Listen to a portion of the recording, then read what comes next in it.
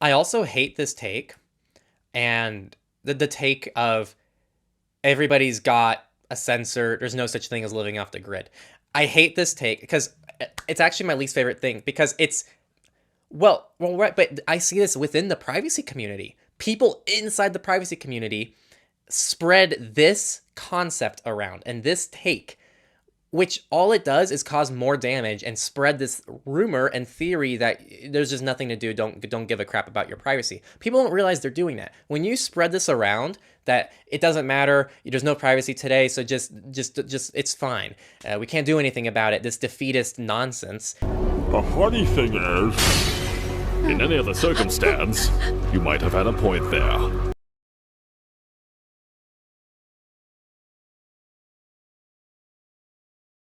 Before I go into like why I think it could be a good decision, I did want to clarify the username thing because that's a very like misunderstood thing for people.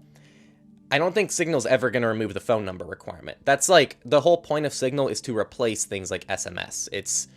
That's the point of Signal. In order to do that in this day and age, everything is phone number based. That's the way people communicate. If you meet some new person on the street, you're either asking them for a social media handle or you're asking them for a phone number. You don't ask for their email. And you don't ask them for their session ID. So like everything right now is based on the phone number, and I think Signal's going to stay that way. For better or for worse.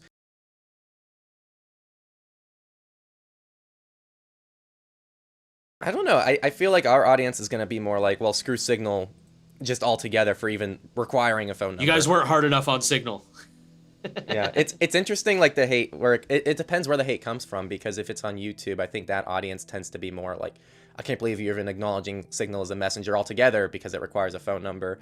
Honestly, think when you're traveling, most privacy and security kind of falls apart. Like you have to go on these flights, you have to like go through TSA. There's a lot of things that fall apart in threat models when you travel, and it's probably something we should cover more. Actually, that's a really good thing that should be talked about. But when you're traveling, I think it's okay to like drop your threat model a little bit. You're traveling, just like you drop your diet. When you travel, I think it's okay to drop your privacy and security a little bit. It's okay to use Uber to get around places. You don't need to pay cash at taxis and like ruin your entire trip for privacy and security. That's my stance. So when people within the privacy community are saying this, tell them to shut the hell up.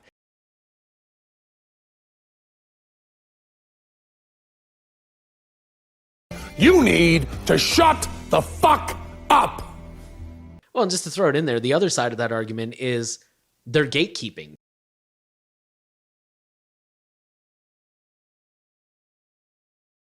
I don't dive into custom OSs at all. I do mention them. I say like, hey, these exist, but they're advanced. They fall way outside the scope of this website. Go check them out if you want more information. I'm not going to talk about them here.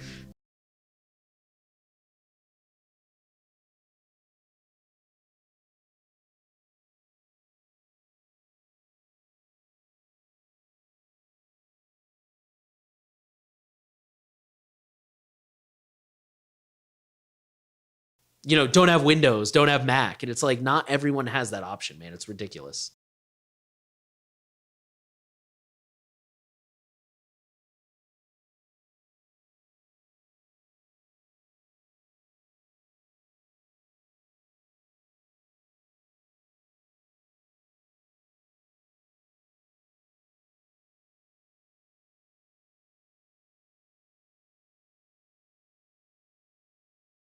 For a moment, if you guys will humor me, I need you to put aside your justifiably worked up privacy activist self for a moment and get into a headspace where you have empathy for other people. I'm not trying to be rude. And one of those things is like, why are you promoting this? And it's like, we're not promoting anything. We're covering the news. This is a news show.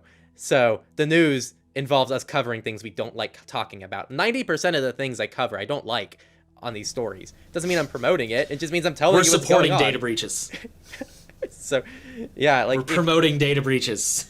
yeah, exactly. Like, do you think we're promoting other things? Like, you think we're promoting your information being stolen by tax websites and sent to Facebook? That's the next story.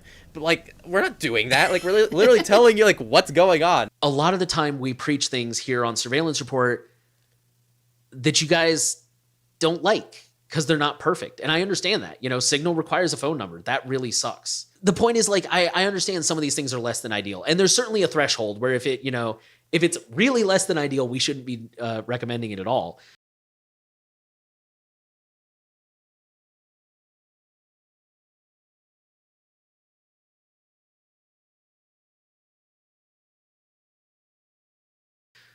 But I think it's also important to remember that privacy needs to be accessible to everyone. And if you are at the point where you are on like the most hardened phone or no phone, you know, with like XMPP, with like PGP inserted manually and like all this crazy stuff, like, hey man, if that works for you, that's awesome. Good for you. I'm happy for you. I genuinely am. But you need to remember that there's a lot of people out there. I have personally met a lot of these people who literally do not understand, you know, where is the address bar to type in facebook.com? They're real. They exist. I promise you. I've met a lot of them. It's scary. I do agree with you that we always need to be trying to do the best we can, but at the same time, try to have some sympathy for those people. Like a password manager, any password manager, even LastPass, and we hate LastPass around here, even LastPass would have saved this lady from losing all of that important stuff. So it's really important to understand people's threat models, their capabilities, their resources, and try to make privacy accessible for everybody.